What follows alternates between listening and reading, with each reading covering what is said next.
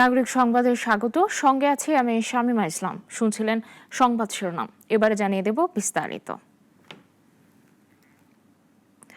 সমন্বয়ক পরিচয়ে আওয়ামী লীগের সাবেক এমপি শাম্মী আহমেদের বাড়িতে প্রবেশ করে 50 লাখ চাঁদা দাবির ঘটনায় গ্রেফতার 5 জন।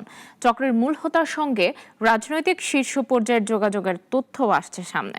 এদিকে বৈষম্য বিরোধী ছাত্র আন্দোলন আর গণতান্ত্রিক ছাত্র সংসদ থেকে রাতেই বহিষ্কার, আর পুলিশ বলছে অপরাধ দমনে সক্রিয় ভূমিকা রেখে জিরো টলারেন্স নীতির কথা। গুলশানের অভিজাত এই বাড়িতে বসবাস করতেন আওয়ামী লীগের সাবেক এমপি শাম্মী আহমেদ। 5 আগস্টের পর থেকে অস্ট্রেলিয়ায় পাড়ি জমিয়েছেন তিনি, আর ঢাকায় বসবাস তার স্বামী আবু জাফরের। গত 17 জুলাই রাতে বাসায় প্রবেশ করে বৈষম্য বিরোধী ছাত্র আন্দোলন ও গণতান্ত্রিক ছাত্র সংসদের 5 নেতা। চাঁদা দাবি করে অর্ধ কোটি টাকা, আর ব্যাগে 10 লাখ টাকা নিয়ে বের হয় দুজন। গতকাল শাম্মী আহমেদের স্বামীর কাছে ফের চাঁদার বাকি টাকা ও স্বর্ণালংকারের দাবি করে তারা। টাকা দিতে অস্বীকৃতি জানিয়ে পুলিশকে জানালে 5 জনকে আটক করে নিয়ে আসে গুলশান থানা পুলিশ, হস্তান্তর করে ডিবি হেফাজতে। সোশ্যাল মিডিয়ায় ছড়িয়ে পড়েছে চক্রের মূল হোতা আব্দুর রাজ্জাক ওরফে রিয়াদের সাথে হাসনাত আবদুল্লাহ, স্বরাষ্ট্র উপদেষ্টা আন্দালিব রহমান পার্থ সহ অনেকের সাথে একান্ত ছবি। এদিকে রাতেই বৈছায়া থেকে বহিষ্কার করা হয় মুন্না, সাকাদাউন, সিয়াম ও সাদাতকে, আর বাক্সাস থেকে পৃথক বিজ্ঞপ্তিতে রিয়াদ ও জানে আলম অপুকে। এ ঘটনায় গুলশান থানায় মামলা দায়ের করেছেন অস্ট্রেলিয়ান প্রবাসী শাম্মী আহমেদের স্বামী আবু জাফর, আর পুলিশ জানায় গ্রেফতার দেখিয়ে আদালতে প্রেরণ করে রিমান্ড আবেদনের কথা। গতকাল যে ঘটনা ঘটছে আব্দুর রাজ্জাক রিয়াদের নেতৃত্বে, এই ঘটনায় একটি মামলা হয়েছে। অস্ট্রেলিয়ান প্রবাসী আবু জাফর বাদী হয়ে একটি অভিযোগ দাখিল করে, চাঁদাবাজির অভিযোগ। সেই চাঁদাবাজির অভিযোগে একটি মামলা রুজু হয়েছে এবং তাদেরকে আজকে 10 দিনের পুলিশ রিমান্ডের আবেদন সহ বিজ্ঞ আদালতে প্রেরণ করা হবে। চাঁদাবাজ এবং যে কোনো ধরনের অপরাধীদের বিরুদ্ধে আমি জিরো টলারেন্ট, এটা আমার কমিশনার মহোদয়ের নির্দেশনা, একদম জিরো টলারেন্ট। এদিকে চক্রের প্রধান গ্রেফতারকৃত আব্দুর রাজ্জাক ওরফে রিয়াদ পুলিশ সংস্কার কমিশনের সদস্য বলেও ফেসবুক পোস্টে নিশ্চিত করেছেন এনসিপির যুগ্ম সদস্য সচিব মাহিন সরকার। জিহাদুল ইসলাম, নাগরিক, ঢাকা। জাতীয় নাগরিক পার্টি জুলাই অভ্যুত্থানের চেতনায় নতুন সংবিধান এবং গণপরিষদের নির্বাচনের দাবিতে রাজপথে নেমেছে। মুজিববাদ ও ভারতীয় আধিপত্যবাদের বিরুদ্ধে কাজ করে যাওয়ার কথাও দলের আহ্বায়ক নাহিদ ইসলাম। নেত্রকোনায় পথসভায় তিনি তারুণ্যের ক্ষমতায়ন ও স্বাধীনতা রক্ষার প্রতিশ্রুতি দিয়েছেন। কেএম সাখাওয়াত হোসেনের প্রতিবেদন, জানাচ্ছেন শাশ্বতী সরকার। নেত্রকোনা পৌর শহরের পুরাতন কালেক্টরেট মাঠে রবিবার বেলা 12:30টায় জাতীয় নাগরিক পার্টির পথসভা অনুষ্ঠিত হয়। দেশজুড়ে জুলাই পদযাত্রার অংশ হিসেবে এই সমাবেশে স্থানীয় সমস্যা সমাধানের প্রতিশ্রুতি দিয়েছেন নেতারা। দলের আহ্বায়ক নাহিদ ইসলাম বলেন, এনসিপি মুজিববাদ ও ভারতীয় আধিপত্যবাদের বিরুদ্ধে স্বাধীনতা, সার্বভৌমত্ব এবং মানবিক মর্যাদা নিশ্চিতে কাজ করবে। তিনি আওয়ামী লীগের সন্ত্রাসীদের বিচার ও নতুন সংবিধানের জন্য গণপরিষদ নির্বাচনের দাবি জানান। এই মুজিববাদ এবং এই যে ভারতীয় আধিপত্যবাদের বিরুদ্ধে বাংলাদেশের যে সংগ্রাম শুরু হয়েছে, বাংলাদেশপন্থী, বাংলাদেশের স্বাধীনতা, সার্বভৌমত্ব এবং আঞ্চলিক অখণ্ডতা রক্ষার জন্য, মানবিক মর্যাদা নিশ্চিতের জন্য জাতীয় নাগরিক পার্টি কাজ করে যাবে। পথসভায় এনসিপির মুখ্য সমন্বয়ক নাসির উদ্দিন পাটোয়ারি, যুগ্ম সদস্য সচিব ডাক্তার তাসনিম জারা এবং উত্তরাঞ্চলের কেন্দ্রীয় সংগঠক প্রীতম সোহাগ বক্তব্য রাখেন। তারা নেত্রকোনার সড়ক, পানি সরবরাহ এবং শিক্ষার সমস্যা সমাধানে দলের পরিকল্পনা তুলে ধরেন। রাজনীতি কেন করব? আপনাদের জানা উচিত আমাদের ভাতের চাল থেকে শুরু করে সর্বত্র নিয়ন্ত্রণ করে রাজনীতি। যদি আমরা ওই রাজনীতিকে নিয়ন্ত্রণ করতে না পারি, তাহলে আমাদের মুক্তি সম্ভব না। আপনাদেরকে উদাত্ত আহ্বান জানাচ্ছি, আমরা যদি শক্তিশালী একটি বাংলাদেশ গঠন করতে চাই, তাহলে আমাদেরকে একটি নতুন সংবিধান বানাতে হবে। এই অঞ্চলে বন্যা একটা বাস্তবতা। বন্যা হঠাৎ হয়, অকস্মাৎ হয় এমন না। নিয়মিত বিরতিতে বন্যা হয়, আপনাদের ঘর বাড়ি ভেসে যায়, পানিবন্দী থাকেন অনেক বছর। সেই অনুযায়ী যেই প্রস্তুতি আপনাদের থাকা দরকার, যেই ধরনের সাপোর্ট আপনাদের পাওয়া দরকার, যেই ধরনের ত্রাণ কার্য এবং আগে থেকে পূর্বাভাস পাওয়া দরকার, সেরকম ব্যবস্থা আপনাদের জন্য করা হয় নাই। এনসিপি নেতারা জানান, জুলাই অভ্যুত্থানের মাধ্যমে ফ্যাসিস্ট শাসনের অবসান ঘটেছে। এখন তারা দেশব্যাপী আন্দোলনের মাধ্যমে নতুন সংবিধান ও জনগণের অধিকার প্রতিষ্ঠায় কাজ করবে। স্থানীয়রা বলছেন, এই তরুণ নেতৃত্ব তাদের আশার আলো দেখাচ্ছে। শাশ্বতী সরকার, নাগরিক। দেশের মানুষ গণতন্ত্রের মাধ্যমে সব সংকট কাটিয়ে সামনে আগাতে চায়, আর ঐক্যের মাধ্যমেই সে লক্ষ্য অর্জন সম্ভব, মন্তব্য করেছেন বিএনপি মহাসচিব। সংস্কার প্রশ্নে বিএনপি সবার আগে বলেও মত মির্জা ফখরুল ইসলাম আলমগীরের। রাজধানীতে এক সেমিনারে তিনি এসব কথা বলেন। রাজধানীর মহাখালী ব্র্যাক সেন্টারে পদ্মা ব্যারেজ ও দ্বিতীয় পদ্মা সেতু বাস্তবায়ন জাতীয় কমিটি আয়োজন করে সেমিনারের। এতে অংশ নেন বিএনপি মহাসচিব, ছিলেন নদী গবেষক ও সমাজের বিশিষ্ট ব্যক্তিবর্গ।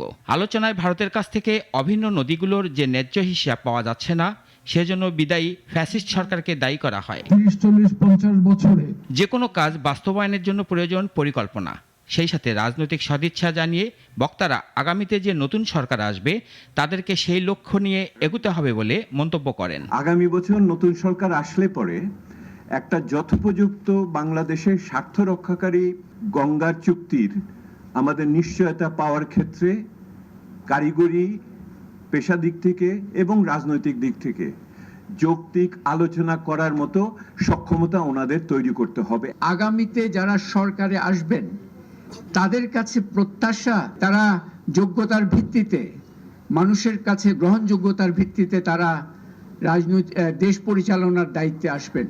বিএনপি মানুষের পালস বোঝে উল্লেখ করে মির্জা ফখরুল বলেন, সবকিছু বাস্তবায়নে মানুষের উপর নির্ভর করে, কাজেই মানুষকে জাগরণ করতে হবে। আমাদের একটা জাতীয় ঐক্য তৈরি হয়েছিল, সেই জাতীয় ঐক্যকে সামনে নিয়ে আমরা যদি সবাই আমাদের মূল বিষয়গুলোকে সামনে আনতে পারি, সেই বিষয়গুলো যদি কাজ করে চিন্তার ঐক্যমতা যদি থাকে, তা নিঃসন্দেহে আমরা সফল হব।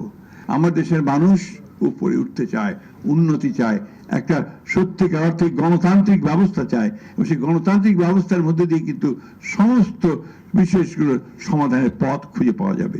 সংস্কার প্রসঙ্গে বিএনপি মহাসচিব বলেন, রাষ্ট্র কাঠামোর উন্নয়ন চায় বিএনপি, সে লক্ষ্যে সচেতনতার সঙ্গে এগুচ্ছে তার দল। অনেকে আজকাল অনেক কথা বলছেন, সংস্কার হচ্ছে, সংস্কার তো আমরা অনেক আগে উপলব্ধি করেছি। আমরা 2016 সালে আমরা প্রথম ভিশন 2030 দিয়েছি, যেখানে আমাদের সমস্ত পরিবর্তনের কথা, সংস্কারের কথা আমরা বিএনপির পক্ষ থেকে বলেছি। আমরা অত্যন্ত সচেতন যে জনগণের যেটা প্রয়োজন এবং কালের যুগের সঙ্গে সঙ্গে যে পরিবর্তনগুলো আনা দরকার, রাষ্ট্র কাঠামোর যে পরিবর্তন আনা দরকার, সে ব্যাপারে আমরা অত্যন্ত সচেতন। নানা প্রকল্প বাস্তবায়ন সহ কি করবে রাজনৈতিক দলগুলো, তা আগামী নির্বাচনে দলগুলোর ইস্তেহারে উল্লেখ করার দাবি জানান বক্তারা। এই জরুরি অবস্থাটা দুনিয়াব্যাপী। রাশিদুল কাদির, নাগরিক, ঢাকা। বৃহস্পতিবারের মধ্যে ঐক্যমত্য কমিশন রাজনৈতিক দলগুলোর সঙ্গে সংলাপ শেষ করতে চায়। একই সঙ্গে আগামীকাল সোমবারের মধ্যে জুলাই সনদের খসড়া রাজনৈতিক দলগুলোর কাছে পাঠানো হবে। ঐক্যমত্য কমিশনের চেয়ারম্যান আলী রিয়াজ এসব কথা বলেছেন। সাইদ আরমানের রিপোর্ট। বড় রাজনৈতিক দল বিএনপি থেকে বলা হচ্ছে, কয়েকজন লোক সংস্কার যারা করছেন তারা কতগুলো বৈঠক করে সংস্কার করে জনগণকে এগিয়ে দিবেন, আর সংস্কার হয়ে গেল, এভাবে সংস্কার হয় না। সংস্কার হতে হবে একটি প্রক্রিয়ার মধ্য দিয়ে, আর এটি একটি চলমান প্রক্রিয়া। যদিও দলটির স্থায়ী কমিটির সদস্য সহ দায়িত্বপ্রাপ্তরা সংস্কার নিয়ে জাতীয় ঐক্যমত্য কমিশনের বৈঠকে যোগ দিচ্ছেন নিয়মিত। দ্বিতীয় দফার আলোচনায় 17টি বিষয় উপস্থাপিত হয়েছে, তবে 7টি বিষয়ে ঐক্যমত হয়নি। আরও 3টি বিষয় আলোচনার টেবিল আনা হয়নি, কিন্তু কমিশন বলছে বৃহস্পতিবারের মধ্যে তারা সংলাপ শেষ করতে চায়। পথে বলে আসলে দিন নয়, ঘন্টার হিসাবের মধ্যে আমাদের চলে যেতে হবে। এখন আমরা যে কোনো ভাবেই হোক এই প্রক্রিয়াটা 21 জুলাইয়ের মধ্যে আমাদের সমাপ্ত করতে হবে, অন্যথা হওয়ার কোনো সুযোগ নেই। জুলাই সনদের খসড়া চূড়ান্ত করেছে কমিশন, যা সোমবারের মধ্যে রাজনৈতিক দলগুলোর কাছে পাঠানো হবে। আর বড় কোনো মৌলিক আপত্তি না থাকলে আলোচনা ছাড়াই সনদটি চূড়ান্ত করার পথে হাঁটছে সরকার। জাতীয় সনদ স্বাক্ষরের জন্য হয়তো আমরা একটা অন্য দিন বরাদ্দ করতে পারি, কিন্তু আমাদের আলোচনার যে কোনো প্রক্রিয়া 31শে জুলাইয়ের মধ্যে সমাপ্ত করতে হবে। রোববার আলোচনা হয় রাষ্ট্র পরিচালনার মূলনীতি, পুলিশ সংস্কার কমিশন সহ বেশ কয়েকটি বিষয় নিয়ে। 19তম দিনের আলোচনায় বিএনপি, জামায়াত সহ 30টি রাজনৈতিক দলের নেতারা অংশ নেয়। আসলে দিন নয়, ঘন্টা। সাইদ আরমান, নাগরিক, ঢাকা। ঢাকার উত্তরায় মাইলস্টোন স্কুল অ্যান্ড কলেজে বিমান বিধ্বস্তের ঘটনায় দগ্ধ 2 জনকে ছাড়পত্র দেওয়া হয়েছে। দুপুরে জাতীয় বার্ন ও প্লাস্টিক সার্জারি ইনস্টিটিউটে এক সংবাদ সম্মেলনে এই কথা জানান ইনস্টিটিউটের পরিচালক অধ্যাপক নাসিরউদ্দিন। তিনি জানান, বার্ন ইনস্টিটিউটে এখনো পর্যন্ত মোট 34 জন রোগী রয়েছে। এর মধ্যে 28 জন শিশু, প্রাপ্তবয়স্ক আছেন 8 জন, তাদের মধ্যে 5 জন নারী ও 3 জন পুরুষ। এদের মধ্যে আইসিইউতে আছে 4 জন রোগী আর ভেন্টিলেশনে আছেন 2 জন।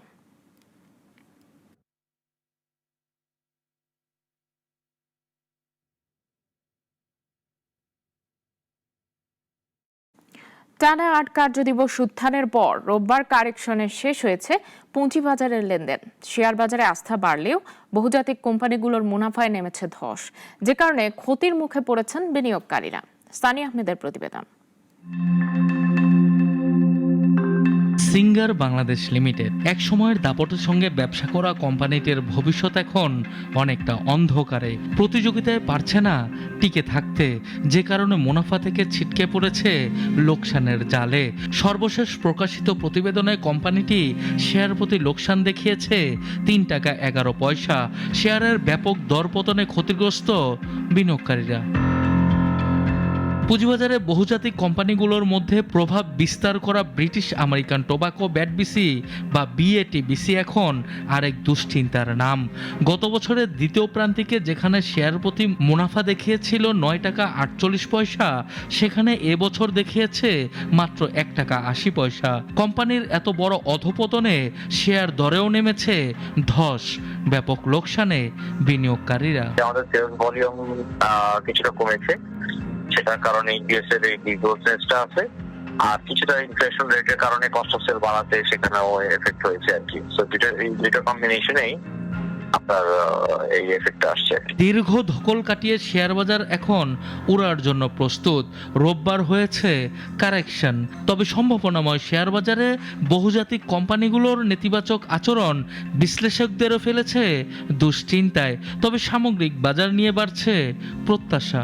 কিছু কিছু মাল্টিন্যাশনাল কোম্পানি তারা একটু স্ট্রাগল করছে। ব্রিটিশ আমেরিকান টোবাকো তাদের কিছু ফ্যাক্টরি শিফটিং এবং কিছু কম্পিটিটিভ ল্যান্ডস্কেপের কিছু চ্যালেঞ্জ রয়েছে। গ্রামীণ ফোন ফ্ল্যাট আর্নিং দিচ্ছে গত কোয়ার্টার এবং এই কোয়ার্টারেও। সিঙ্গার প্রবাবলি তারা ক্যাচ আপ করে উঠতে পারতেছে না। যদি ইনফ্লেশন এবং ইন্টারেস্ট রেটটা কমে যায় তাহলে সেটা স্টক মার্কেটের জন্য একটা ভালো পজিটিভ একটা বার্তা বয়ে নিয়ে আসবে। শেয়ার বাজারে ফিরছে প্রাকৃতিক গতি, বিনিয়োগকারীদের সরগরমে সিকিউরিটিজ হাউস। তবে চলমান আস্থা ধরে রাখা অনেকটা নির্ভর করে ভালো শেয়ারের ভালো মুনাফার ওপর।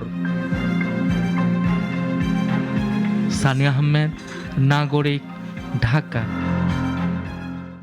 ঢাকায় জাতিসংঘের মানবাধিকার অফিস থাকলে ভবিষ্যতে দেশে মানবাধিকার সমুন্নত থাকবে, জানান মৎস্য প্রাণী সম্পদ উপদেষ্টা ফরিদা আক্তার।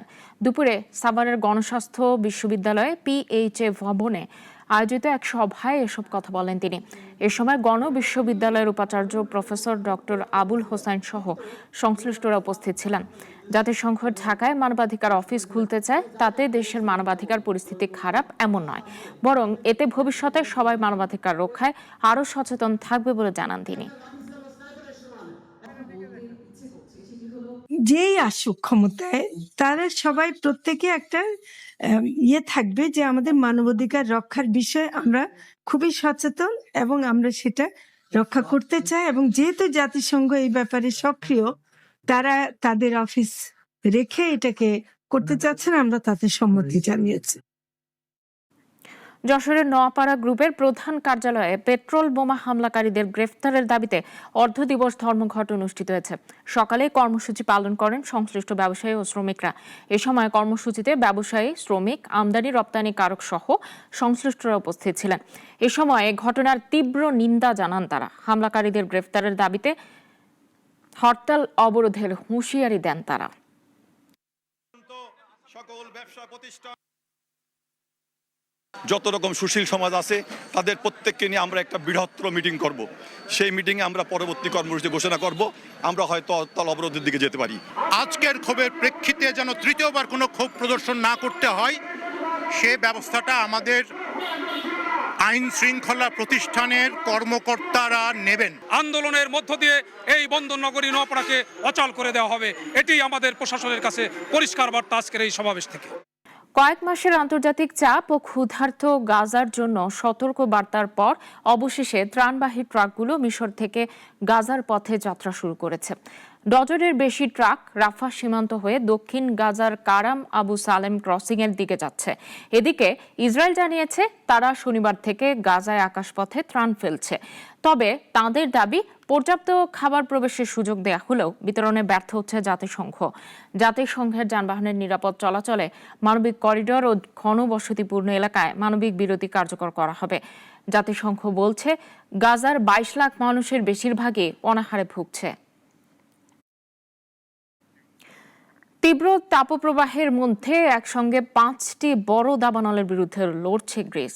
রাজধানী এথেন্স থেকে মাত্র 30 কিলোমিটার উত্তরের ক্ষতিগ্রস্ত এলাকা থেকে বাসিন্দাদের সরিয়ে নেওয়া হচ্ছে। দাবানল নিয়ন্ত্রণে ইউরোপীয় ইউনিয়নের সহায়তা চেয়েছে দেশটি। প্রচণ্ড গরম আর প্রবল বাতাসে আগুন আরও ছড়িয়ে পড়ছে। 2 শতাধিক দমকল কর্মী হেলিকপ্টার ও পানি ছোড়া বিমান নিয়ে কাজ করছেন। অন্যদিকে কানাডার ভয়াবহ দাবানলের ধোঁয়া যুক্তরাষ্ট্রের নিউ ইয়র্ক শহর ও আশেপাশে ছড়িয়ে পড়েছে। এ কারণে নিউ ইয়র্ক ও নিউ ইংল্যান্ডের কিছু অংশে বায়ু দূষণজনিত স্বাস্থ্য সতর্কতা জারি করা হয়েছে।